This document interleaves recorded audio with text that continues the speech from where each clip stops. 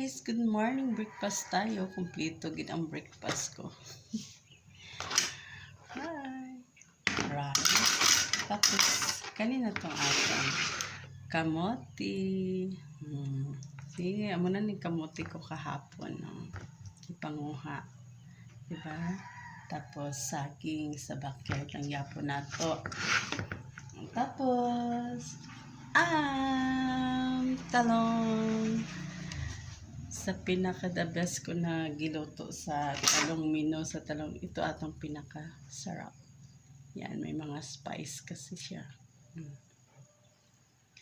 Yan siya. Sarap masyado.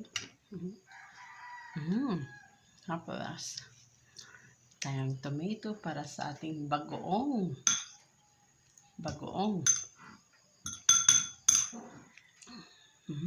Bagoong.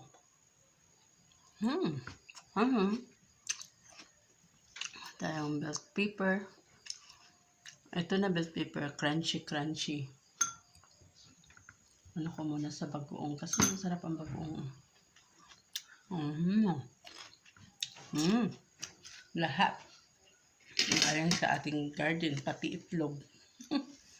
Pati itlog ng manok ko. So, hindi natin problema ang ulam. Ito ata ang pinakamasarap na mino ko sa talong. Binoiling ko yung talong, tapos tinimplahan. Tapos, naghiwa ako ng mga lamas. No? Tapos,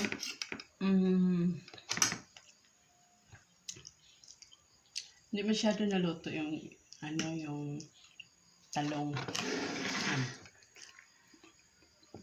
Yan siya. May mga spice yan siya sa loob. Ito yung maanghang na sili, may sibuyas, may bawang. Tapos kiprito. Nilaga mo na yung talong. Hiniwa. Tapos lagyan ng itlog, girikaduhan, tapos prito. Ipatong sa taas yung mga hiniwa mong spice, pero prituhin mo muna yun para masarap. Diba? Timplahan mo rin. At first, hindi mawawala yung kape natin. Ito siya. Native ni siya nga kape. Ginapalugdang. Okay? Pero grabe siya kahumot.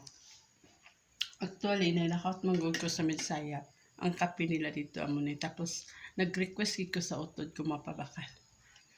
Dami kaya. Matamot pa rin. Wow. Okay, kain tayo. Ayun ako guys Thank you for always support my videos.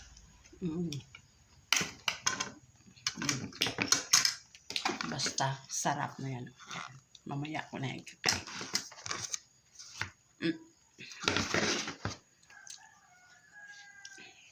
So, kain ako ha.